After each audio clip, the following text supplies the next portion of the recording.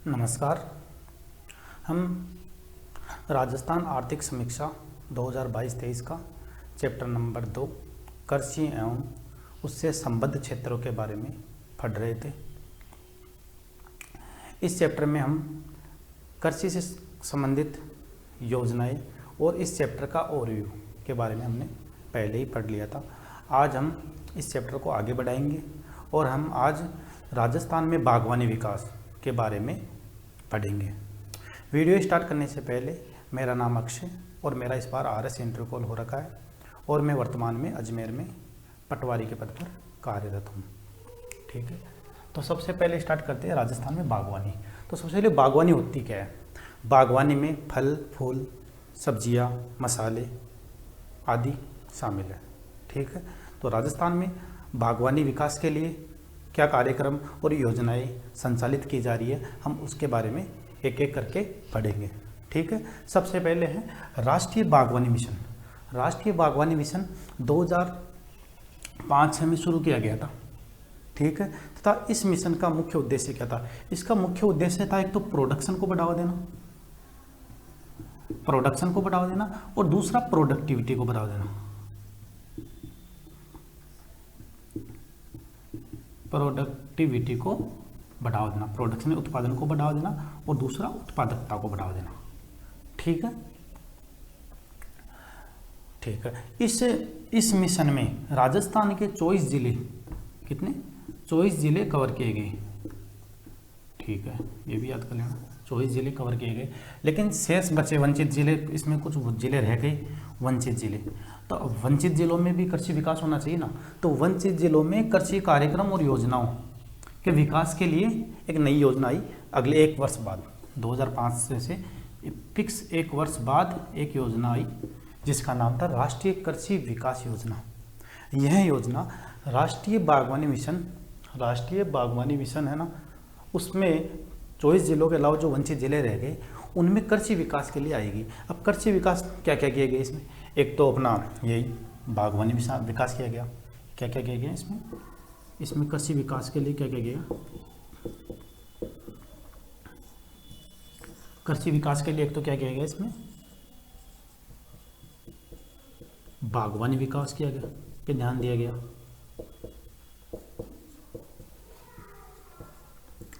दूसरा इसमें vegetable clusters का निर्माण किया गया शहरों में। तीसरा इसमें उत्कृष्टता केंद्र बनाए गए।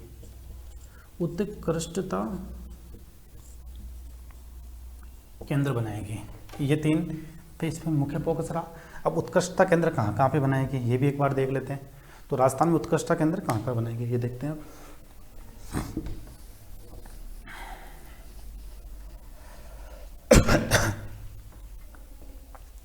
उत्कृष्टता केंद्र कहाँ कहाँ बनाए गए राजस्थान में इस योजना के तहत?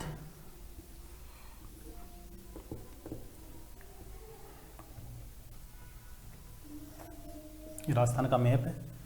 तो सबसे पहले जैसलमेर में बनाया गया। जैसलमेर के कहाँ पे? सागरा भोजका में किसके लिए बनाया गया? ये बनाया गया खजूर के लिए। ठीक है, दूसरा जस्ट इसके अपोजिट जयपुर में एक जगह पड़ती है बस्सी, आगरा रोड पर पड़ती है बस्सी में अनार के लिए बनाया गया। ठीक है, जस्ट इसके फिर नीचे चलते हैं कोटा के कहाँ पे? नाता जगह, नाता बेड़ा है ना, वहाँ पे बनाया गया जूसी फ्रूट्स है ना, या सिट्रस फल है, खट्टे सिट्रस फल है, उनके लिए कोटा में बनाया गया। फिर इसके जस्ट नीचे झालावाड़ में भी एक सिट्रस फल संतरा है, उसका कहाँ बनाया गया? उत्कृष्टता केंद्र झालावाड़ में बनाया गया। फिर जस्ट अपन चलते हैं बीच, यहाँ पे चित्तौड़गढ़ में बनाया है सीताफल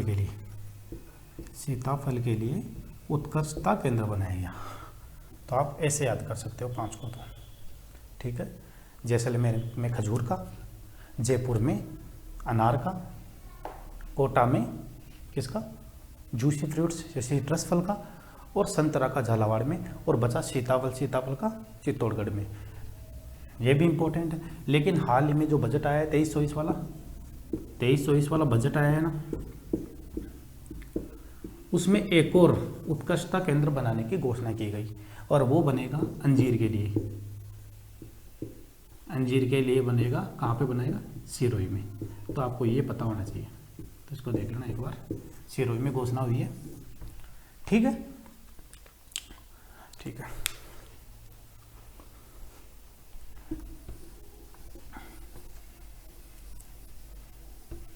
ठीक है, अब नेक्स्ट स्कीम है fertigation foliar fertilization and automation mission. ये योजना 2019-20 में आई थी। यह योजना 2019-20 में आई थी। सॉरी, एक इसमें ये ध्यान रखना, ये पहली वाली केंद्र और राज्य की इसमें हिस्सेदारी 60-40 थी, ये मैं भूल गया था बताना, ठीक है। अब ये एक योजना है। अब ये क्या योजना है, ये 2019-20 में आई थी। इस योजना का उद्देश्य क्या है, इस योजना में क्या किया जाएगा, इस योजना में क्या है, जो भी जल में घुलनशील पोषक तत्व है ना, जल में घुलनशील पोषक तत्व है ना, उनको क्या किया जाएगा, बूंद बूंद सिंचाई के द्वारा, बूंद बूंद सिंचाई पद्धति है ना, बूंद बूंद सिंचाई पद्धति या ड्रिप बोल सकते हैं अपन, जैसे ड्रिप के माध्यम से कहाँ पहुँचाया जाएगा, फसलों तक पहुँचाया जाएगा। जो भी फसल है, ये बागवानी फसल है, वहाँ तक पहुँचाया जाएगा। और ये इसमें जो टेक्निक यूज करेंगे वो ये टेक्निक है फर्टिगेशन टेक्निक। फर्टिगेशन तकनीक के थ्रू ये प्रोसेस संपन्न किया जाएगा। और इसका मुख्य उद्देश्य वही है, ये प्रोसेस होने के बाद प्रोडक्शन को बढ़ाना, उत्पादन को बढ़ाना और प्रोडक्टिविटी, उत्पादकता को बढ़ाना, ठीक।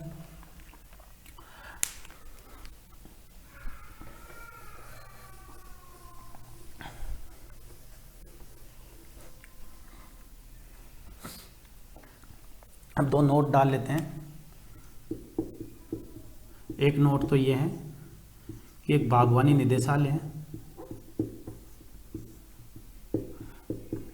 बागवानी निदेशालय है जो बागवानी विकास के लिए कार्यरत है। उसकी स्थापना कब की गई, ये भी आपको पता होना चाहिए। उसकी स्थापना 1989-90 में की गई। नोट नंबर 2, केंद्रीय शुष्क बागवानी संस्थान कहाँ पर है, ये भी क्वेश्चन भी पूछा जाता है एग्जामों में। तो इसका आंसर आएगा बीकानेर, ठीक है, ठीक है। ये 2 नोट देख लेना।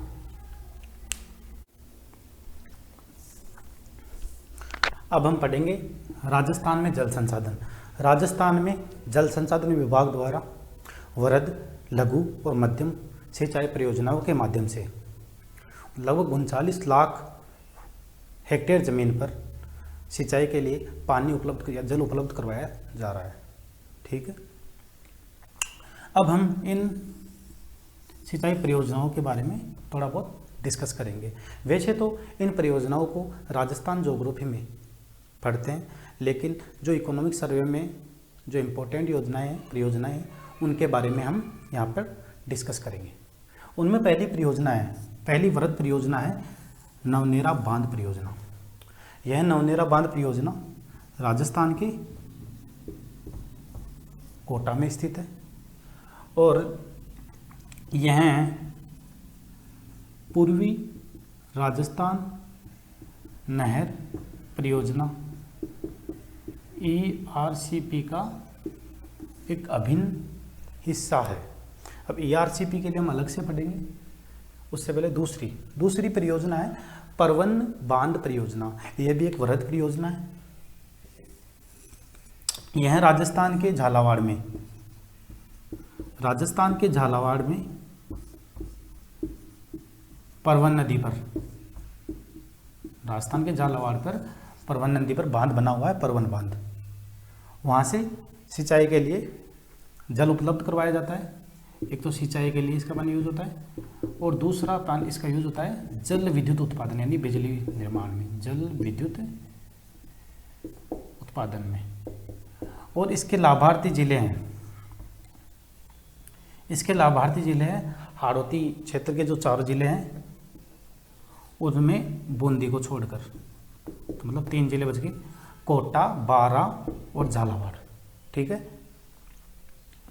लाभार्थी कौन से जिले बच गए? कोटा, बारा और झालावाड़। ठीक है, इसको ऐसे याद कर सकते हैं। ठीक है, और ये क्वेश्चन, परवन बांध परियोजना किन किन जिलों को लाभ पहुंचाती है, ये क्वेश्चन भी आरएस प्री में 2021 वाले आरएस का पेपर हुआ था, उसमें आया था सीधा सीधा। ठीक है, उसका आंसर था कोटा, बारा और झालावाड़, बूंदी को छोड़ना था उसमें आंसर में। ठीक है, नेक्स्ट योजना पढ़ते हैं। नेक्स्ट योजना है राजस्थान जल क्षेत्र, राजस्थान जल क्षेत्र आजीविका सुधार परियोजना, राजस्थान जल क्षेत्र आजीविका सुधार परियोजना। यह परियोजना जीका द्वारा वित्तीय सहायता प्राप्त है। जीका क्या है? जीका एक जापान में एक कोऑपरेशन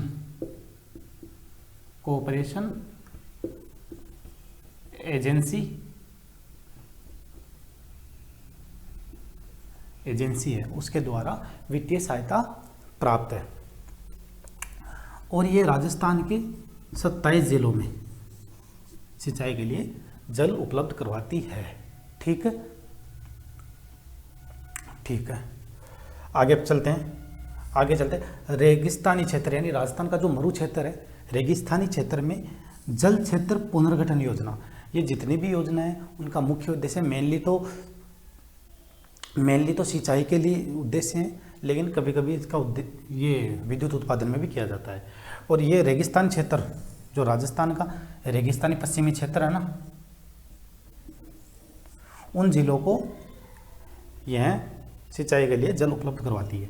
ठीक है, और ये राजस्थान में एनडीबी बैंक, शायद एनडीबी बैंक है, एनडीबी बैंक है ना, उसके द्वारा वित्तीय सहायता प्राप्त योजना है। ठीक है, अगली योजना के बारे में डिस्कस करें, बांध पुनर्वास एवं सुधार कार्यक्रम। जैसा कि इसके नाम से ही पता चल रहा है कि बांधों की क्या की जा रही है, बड़े बांध है उनकी रिपेयरिंग का काम किया जाएगा। तो इसके लिए वित्तीय सहायता कौन कर रहा है? इसके लिए वर्ल्ड बैंक कर रहा है। कौन कर रहा है? वर्ल्ड बैंक के द्वारा ये वित्तीय सहायता प्राप्त है। ठीक है, आगे चले। आगे योजना है राजीव गांधी जल संचय योजना, ये राजस्थान सरकार की योजना है। यह योजना 20 अगस्त 2019 को इसका प्रथम चरण, 20 अगस्त 2019 को इसका फर्स्ट फेज शुरू किया गया था। और यह योजना सिर्फ 2 वर्ष के लिए यानी 2021 के लिए शुरू की गई थी, इसका फर्स्ट फेज। ठीक है, और इस योजना का उद्देश्य क्या है? इस योजना का एक उद्देश्य तो यही है, जल संचय करना। दूसरा एक उद्देश्य तो यह है इसका जल संचयन। दूसरा इस योजना का उद्देश्य है जल प्रबंधन या जल संरक्षण या जल के यूज के प्रति जनता की जागरूकता बढ़ाना, ये इसके उद्देश्य है। ठीक है, अब नेक्स्ट आगे चले।